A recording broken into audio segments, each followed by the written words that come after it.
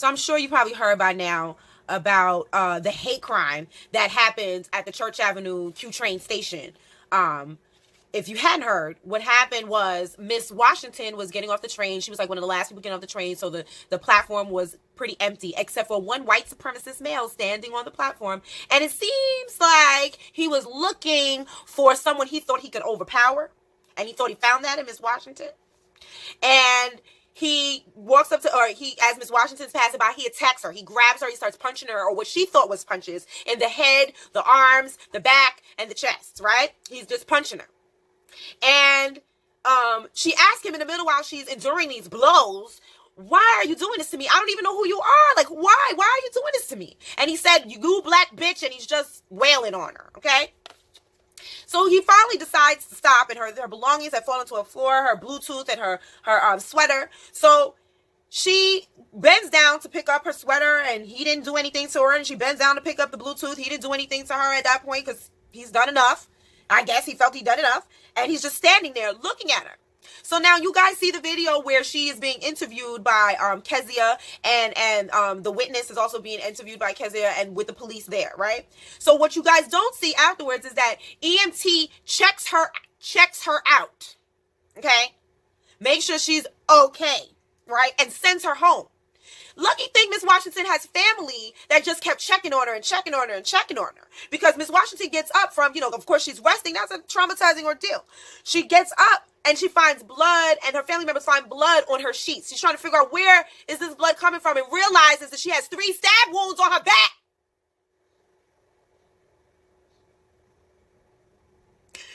They go to the hospital. She ends up having to have surgery to repair her collapsed lung and to close up the wounds left by this white supremacist. Now, at first, they weren't even trying to call it a hate crime. The man clearly called her a black bitch as he is stabbing her. But they have it as a hate crime now. It's a hate crime now. Okay. So let's talk about what he looks like. He is a white male wearing a black hoodie, gray and black sweats. Miss Washington said he was shorter than her, and she's only 5'4". So that tells you what kind of little tiny coward. Anyway, he's in his early 30s, clean cut. She said he had like a tapered haircut with like, that long hair on the side. You gotta excuse me. Like, I have pressed stop and record like 3 million times on this video because I didn't know how to start it. I didn't know how to talk about it. I didn't know how to go into it. I don't know what to do.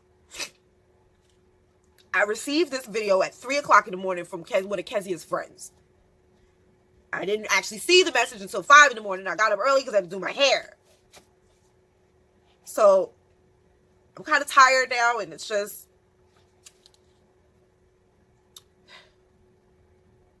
let's just finish the business. Okay. This is what we need, family. We need to get together as a collective. I spoke to her myself. I looked into Miss Washington's eyes, okay? This will not be, we're going to galvanize behind her, and then she's going to ask for, she's going to accept forgiveness, or, she's going to, she ain't about that. She wants justice done. She knows that what happened to her was attempted murder. She knows this. So we need to get behind this woman today, okay?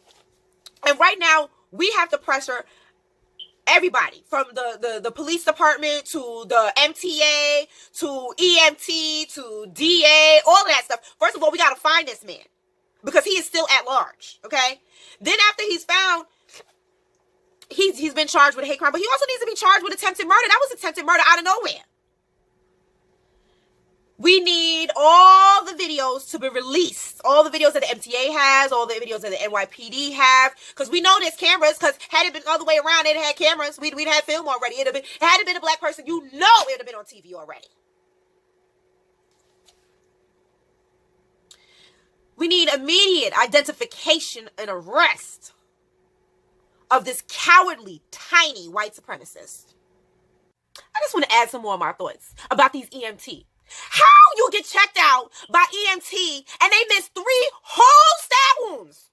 Not a piece of stab wound, not a little pit, not a 3 whole stab. Her coat has holes in it. Tell me how that happened. Where did you go to school? That you can't see 3 stab wounds. I don't have a certificate to be an emergency medical technician, but I know 3 stab wounds when I see it. This situation pisses me off on so many levels. You saw her standing there bleeding on the ground? Where was nobody? Then y'all let her go home with the stab wounds on her back. Yo, that needs to be addressed. That's egregious. Coming up from the train, and this white man saw her and started punching her in her face because she was black. And he said because she was black. Yes. She was black. Punching her up in the face. Boom, boom, boom. And no cops in sight. No cops in sight. A guy got beat up on the train, and Are you kidding me? That's her blood on the floor. All right, take something. But I said, what I do you? I don't know you.